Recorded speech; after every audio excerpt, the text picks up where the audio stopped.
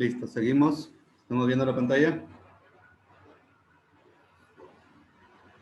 ¿Vemos pantalla? Sí, se ve, ingeniero.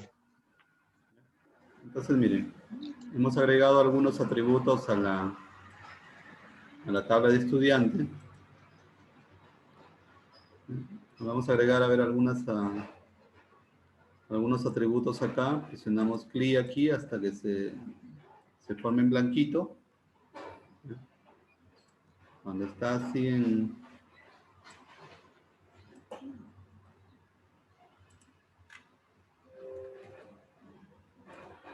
cuando está en blanquito, entonces Enter.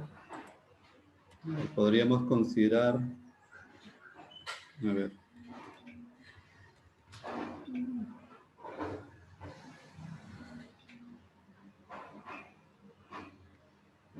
crédito, unidad didáctica. Podríamos ponerle número, horas, unidad didáctica.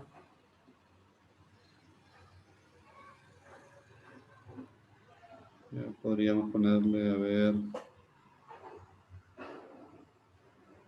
el ciclo de la unidad didáctica.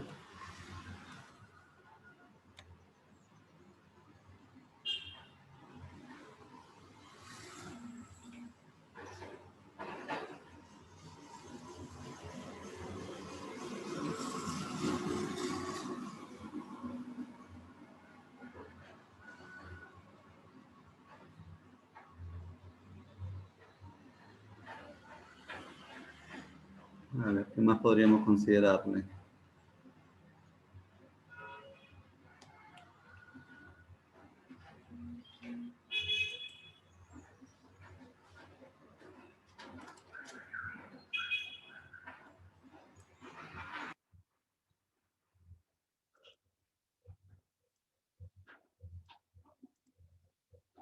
Ahí, a ver, ¿qué más? Ya, entonces, tenemos los datos, a ver, de la unidad didáctica. Por aquí, a ver, ya, la clave primaria llega a ser clave foránea acá. La clave primaria llega a ser clave foránea acá. Ya hemos dicho que cuando estos se juntan en la parte superior, ya crean una clave compuesta. Una clave compuesta. Con esta nueva entidad, sabríamos qué estudiante, qué unidad didáctica está llevando. Lo que no tenemos identificado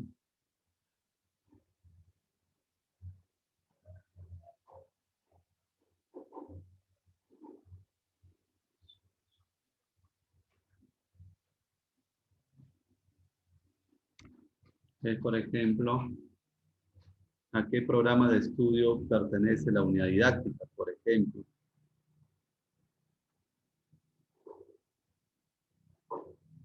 El estudiante acá sabemos qué unidad está llevando. Si tuviéramos el programa de estudio, sabríamos esa unidad didáctica a qué programa de estudio pertenece.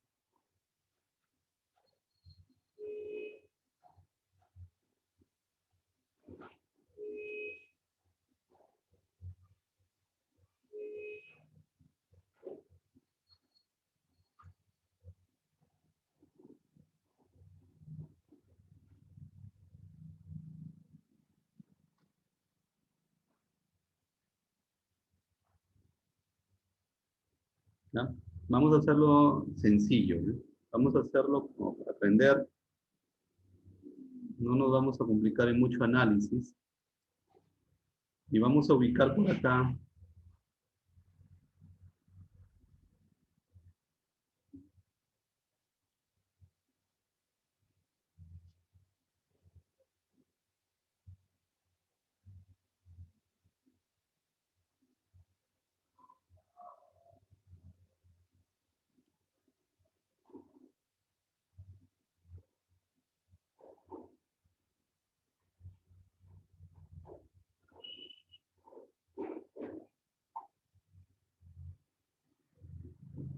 vamos a ubicar a ver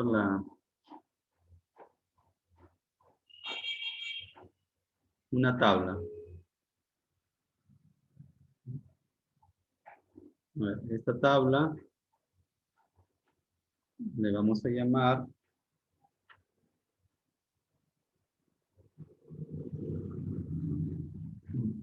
programa de estudio. En el programa de estudio le vamos a poner un identificador del programa de estudio. Será nuestra clave primaria.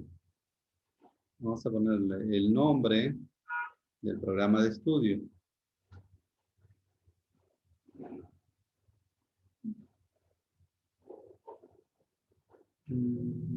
¿Ya? Podríamos ponerle muchas cosas más. Y vamos a ponerle un estado del programa de estudio para saber si el programa de estudio todavía está vigente o de repente ya no se oferta ese programa de estudio. Ahora la pregunta es, esta nueva tabla, ¿con cuál lo relaciono? ¿Con quién lo relaciono?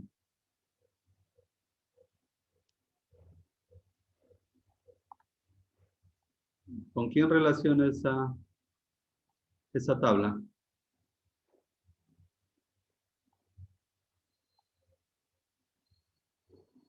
Con el estudiante y la unidad didáctica.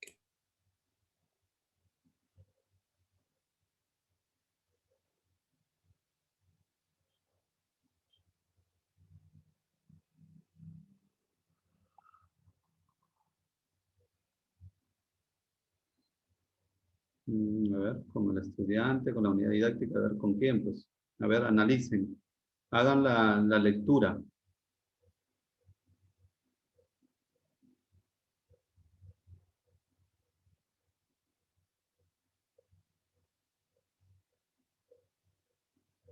Ingeniero con el estudiante. ¿Y ahí cuál sería la lectura? A ver, sería el estudiante. ¿Cuántos? El estudiante lleva un programa de estudio. ¿Y cuántos? No, está mal. Me hice bolas. No sé. Analicen, o sea, hagan la lectura, pues ya saben que leyendo podríamos determinar eso.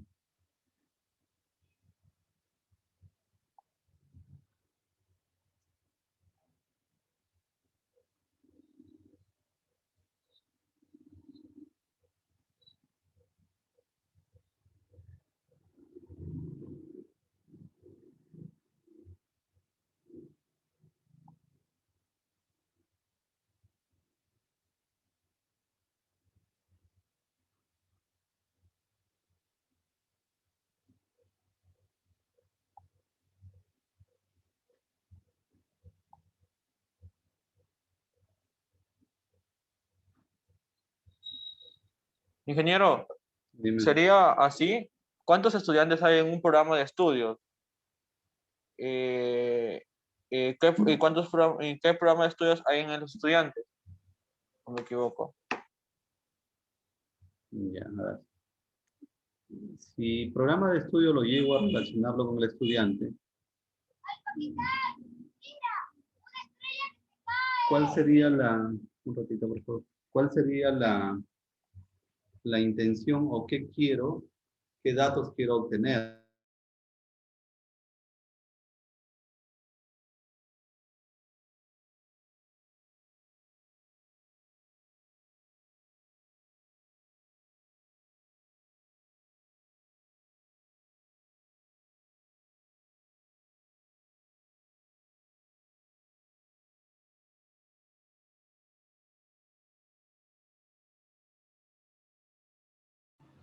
O sea, si yo quisiera saber, por ejemplo, qué estudiantes pertenecen a un programa de estudio, yo podría leer, un estudiante puede estar en ¿cuántos programas de estudio? En uno. En uno, en un determinado tiempo. Porque este estudiante, en un determinado tiempo, solo puede estar en un programa de estudio. Sí. Pero en el tiempo podría estar en varios, pero en este momento inicial, este estudiante está en un programa de estudio. Y este programa de estudio, ¿cuántos estudiantes puede tener? Muchos. Muchos. Muchos estudiantes, ¿verdad? Podría tener muchos estudiantes. Con eso yo podría saber el estudiante en qué programa de estudio está. Pero cuando el estudiante asume sus unidades didácticas, yo no podría saber por este lado qué unidad didáctica. Yo podría asumir que las unidades didácticas, como este estudiante está en un determinado programa de estudios, estas unidades le pertenecen a ese programa de estudio. Si este programa de estudios yo lo muevo acá y digo y pregunto, un programa de estudios, ¿cuántas unidades didácticas puede contener?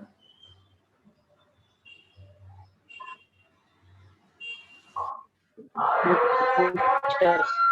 ¿Ah? Un programa de estudios, ¿cuántas unidades didácticas puede tener? Es lo que nosotros le llamamos eso que ustedes conocen como itinerario. Esta es Muchas, pero ingeniero, muchas, pero siempre y cuando, porque hay cursos también de cursos transversales que llevamos, perdón, unidades didácticas. Sí, así es.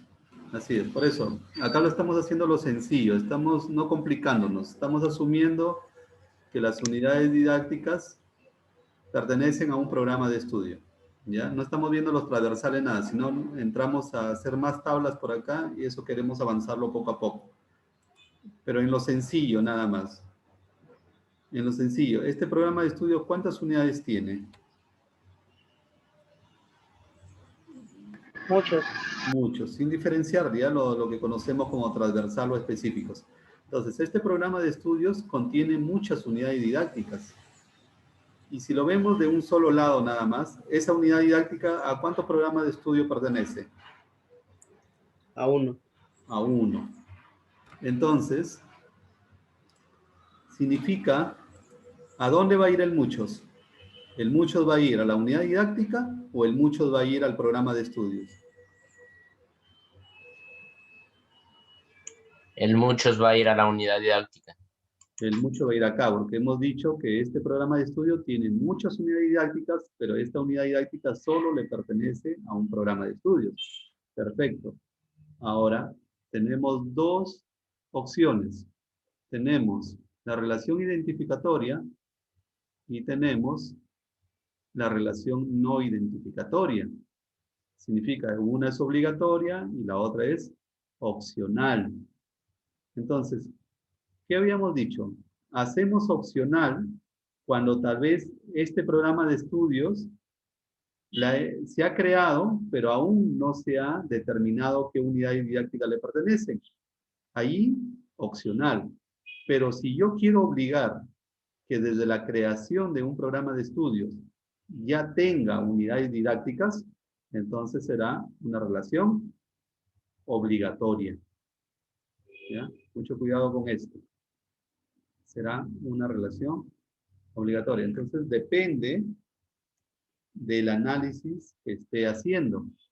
¿Ya? De acuerdo al análisis que haga, voy a determinar la relación. Yo voy a asumir que cada programa de estudio tiene al menos una unidad didáctica. Entonces, una relación obligatoria. Entonces, que va de aquí hacia acá. ¿Por qué? Porque se ha dicho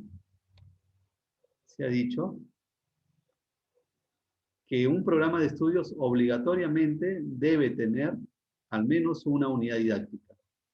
Si yo hago esto, la clave primaria será parte de la clave principal. Aquí ven. Será parte de la clave principal. Entonces, un programa de estudios aquí va a tener una unidad distinta. Y acá puedo inclusive incluir los transversales. Si yo digo, no, fíjate, por ejemplo, en el caso de una tienda. En el caso de una tienda, muchas veces tú le entregas boleta, por ejemplo, y la persona ni siquiera te da los datos. Ni siquiera te da sus datos. Entonces, ¿qué significa eso? Que yo podría generar boletas, pero nunca tener registrado al cliente. Entonces significa que una boleta puede salir en la parte donde dice cliente en blanco. Si esa es la política de tu empresa, entonces no puedes poner una relación obligatoria, porque si pones una relación obligatoria, necesitas los datos del cliente en la boleta. A veces te vas a una farmacia, boleta, sí, pero ni siquiera te preguntan a nombre de quién, simplemente te arrancan la boleta y te la dan. Y la boleta sale donde dice cliente en blanco. ¿Ya? Entonces ahí, por ejemplo, es una relación opcional. Si acá quiero obligar, entonces será una relación obligatoria. Obligatoria. Puedo tener esta opción o puedo tener la opción del opcional. Entonces, suponiendo así, mira acá, quiero que observes acá. Como es obligatoria y pasó a ser clave acá, ahora también la tengo como clave acá, ¿ve? Entonces, aquí ya tengo el DNI del estudiante, la unidad didáctica, pero a la vez, como esto es obligatorio, la clave primaria del programa de estudio pasó acá. Entonces, ahora ya voy a saber que el estudiante con un DNI X, en una unidad X, sé a qué programa de estudio pertenece. ¿A qué programa de estudio pertenece? Si quiero, puedo ponerle atributos acá. ¿No? Atributos acá. Para saber, por ejemplo, con respecto a esto, si el estudiante ya aprobó o desaprobó la unidad didáctica, cosas así, como para saber acá. Con esto yo ya sé qué estudiantes. Ahora, si solamente, si por ejemplo, asumiéramos que el estudiante no repitiera la unidad didáctica, lo podríamos manejar por acá, porque por aquí yo podría saber qué nota sacó el estudiante en esa unidad didáctica de acuerdo a esa carrera. Y esta podría ser mi cuadro de repente de promedios. Podría ser mi cuadro de promedios. Pero si el estudiante repitiera la unidad didáctica, ya como que me voy complicando.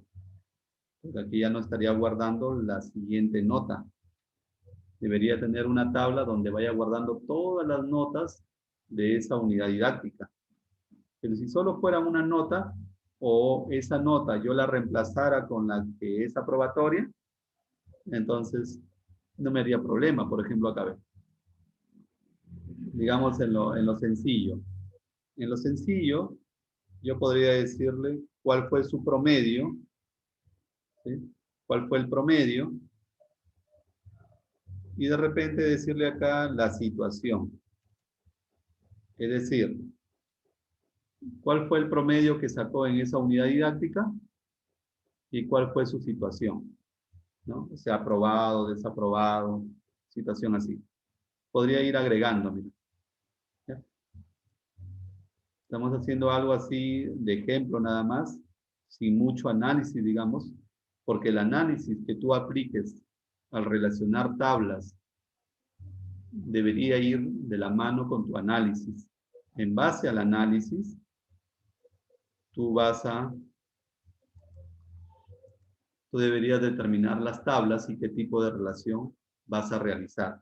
Por eso esto es bueno hacerlo en papel, es bueno ir trazando, rayando, trazando de acuerdo al análisis hasta que le encontremos lógica a lo que yo quiero expresar. ¿Ya? A lo que yo quiero expresar. Hasta ahí, ¿cómo vamos?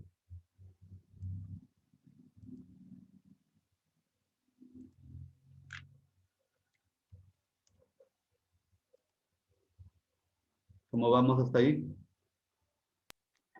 Todo bien. Esta parte, pregunten, consulten, ¿no? Porque esta parte es bastante así de tediosa. Tener una consulta. Dime. Las clases que se graban, ¿mediante cuánto tiempo usted los está subiendo ¿Cómo? a la nube? Las clases que se están grabando aquí, ¿durante cuánto tiempo usted los sube a la plataforma YouTube o a la nube? ¿Cada cuánto tiempo? Sí, ¿cada cuánto tiempo usted los sube las clases? A ver, yo voy grabando las clases y lógicamente cada periodo de 40 se corta y vuelvo a iniciar una nueva grabación. Por eso que si han visto el canal de YouTube, ahí hay varios que tienen la misma fecha, pero al final dice P1, P2, P3. Ya, Inge, ok. ¿Ya? Entonces, cada una de esas es la misma clase del mismo día, pero P1, P2 es la parte de cada pedazo de clase que grabamos. No sé si a eso te refieres.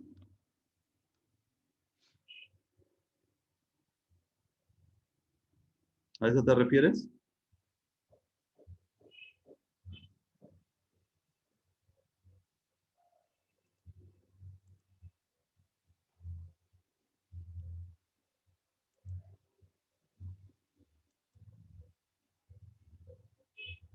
Ingeniero, Hola.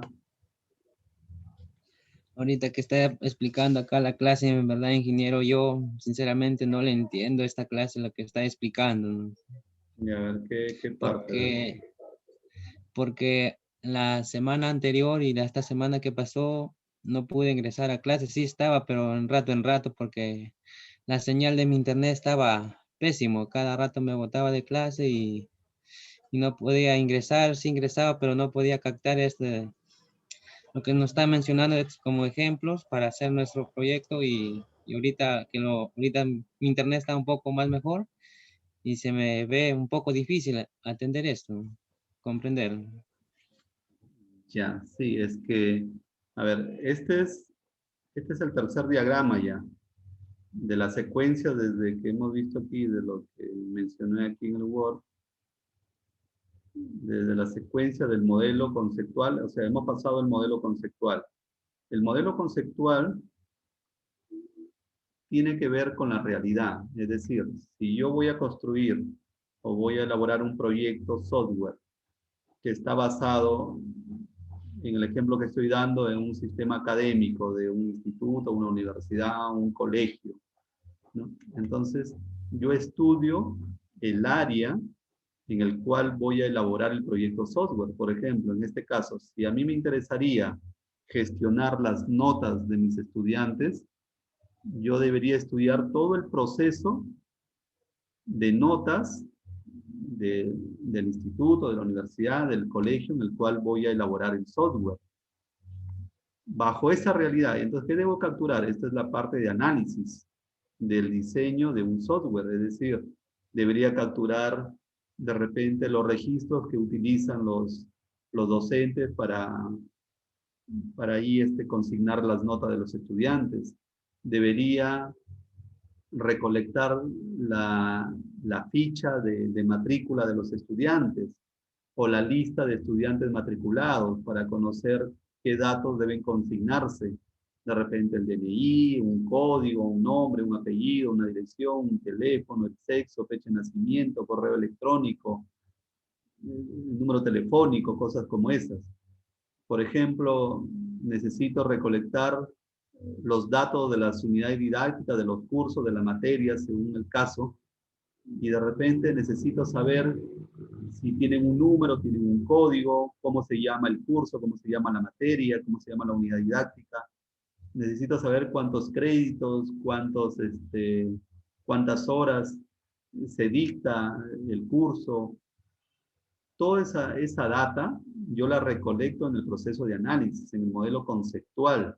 O sea, ahí donde recolecto o me entrevisto con las personas encargadas del proceso de notas, me entrevisto de repente con la persona encargada de ver todo el proceso de matrículas, de quién asigna las unidades didácticas a los docentes, qué unidades didácticas pertenecen a cada carrera o a cada programa de estudio.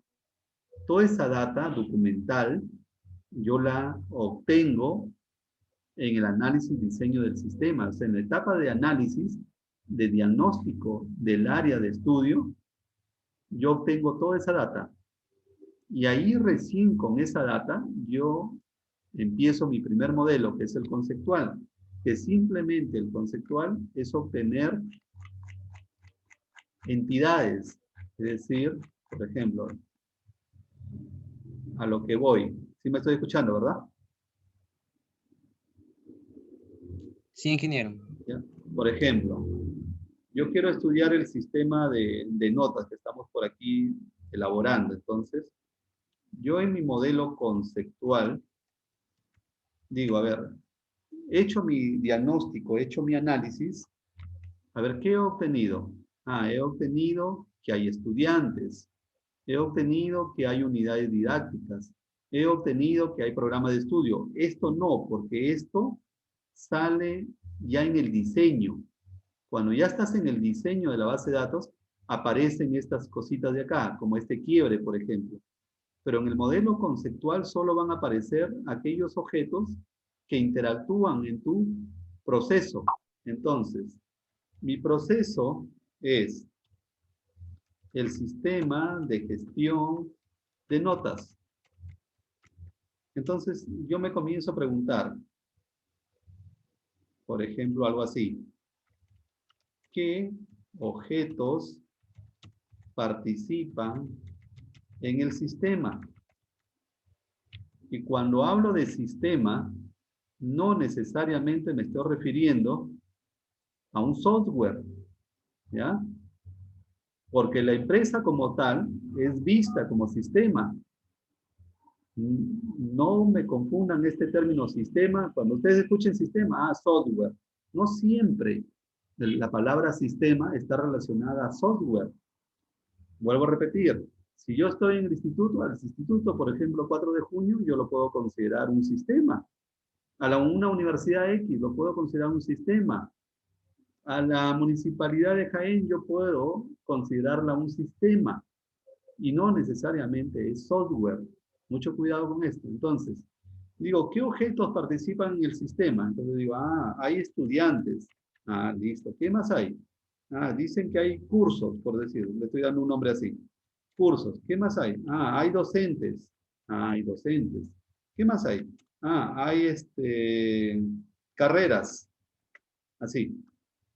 O sea, los nombres que tú estás ubicando acá son los términos como se expresa en la organización. De repente, esto es un colegio, una escuela. Este es un colegio. ¿Ya? Entonces, en un colegio se expresan así, estudiantes inclusive, ¿no? De repente escuchas que no son estudiantes, de repente escuchas el término alumnos, ¿ya? Entonces, en un colegio de repente dicen, aquí, ¿qué objetos participan? Los alumnos, los cursos, los docentes, las carreras. En otro lugar, de repente no le llaman alumnos, le llaman estudiantes. No le llaman cursos, le llaman, como en el caso de nosotros, unidades didácticas. No le llaman docentes, los docentes sí, docentes. No le llaman carreras, le llaman programas de estudio. ¿Ves? Entonces, ¿de qué va a depender los nombres? ¿De qué dependen los nombres? En el ámbito en el cual tú estés haciendo el análisis. Estás haciendo el análisis. Entonces, le pueden tomar distintos nombres. Entonces, tú asumes como le llamen. En el caso de nosotros, le estamos llamando estudiante. Y habíamos dicho que luego que yo identifico esto, en mi modelo conceptual, entonces digo, ya hay estudiantes. Oye, pero los estudiantes tienen características. Tienen características. ¿Tienen características los estudiantes? Sí, puedo decir, los estudiantes. ¿Los estudiantes tienen características? Sí. Entonces, por ejemplo, en el análisis, ¿qué características has identificado? Identificado que, por ejemplo, tienen un código.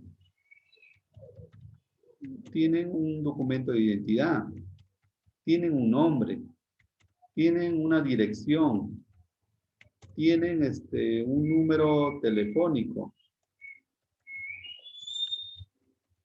tienen un correo electrónico, tienen sexo, tienen una fecha de nacimiento, y así, etcétera, etcétera. Todas aquellas características que tiene un estudiante. Y así como he obtenido estas características, las busco para cada una de estos objetos.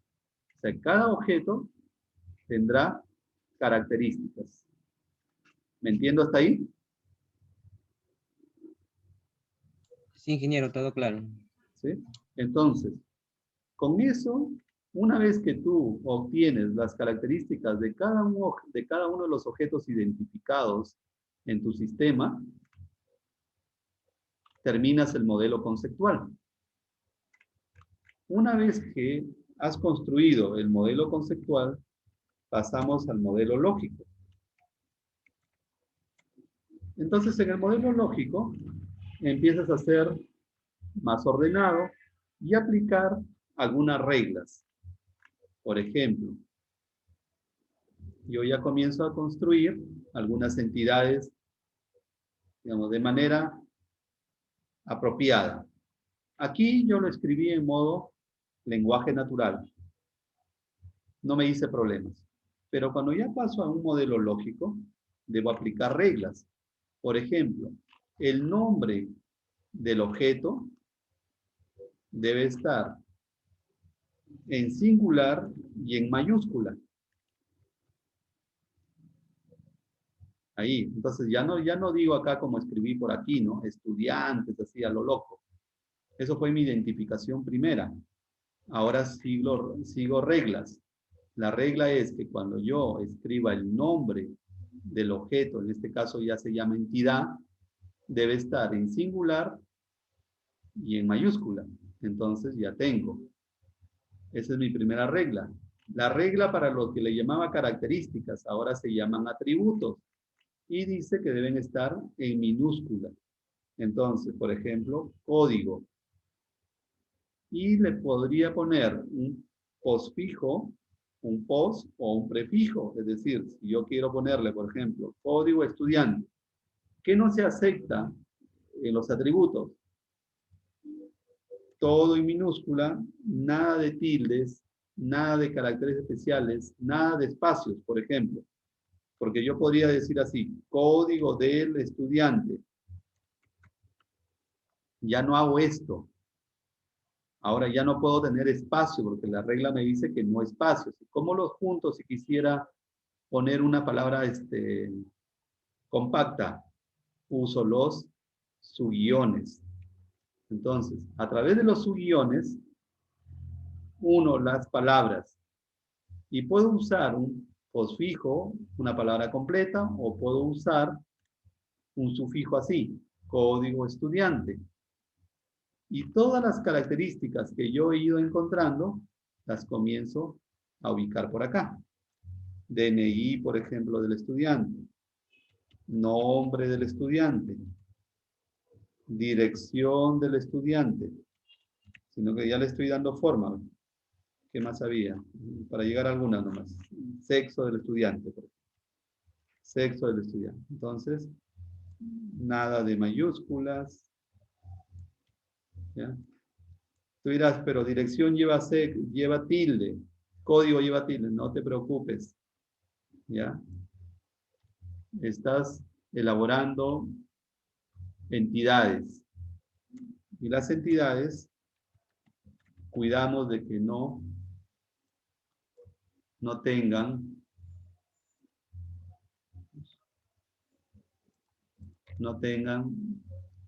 tildes, espacios, caracteres especiales. Y ya construí mi modelo lógico. Y en mi modelo lógico ya vienen otros criterios, que son las relaciones entre tablas o entre entidades aquí. ¿Ya? Y aquí hemos hablado que hay relaciones de 1 a 1, que son las que menos se utilizan. Hay relaciones de 1 a muchos. Voy a hacer esto más. Voy a dejar menos espacio para que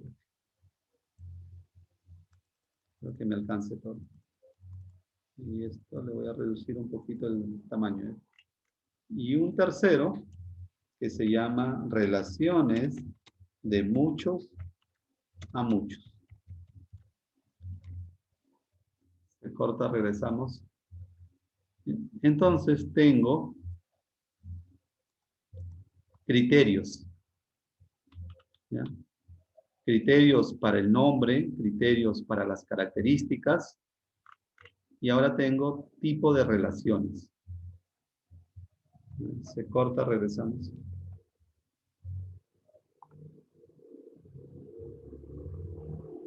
Hasta ahí, ¿cómo vamos?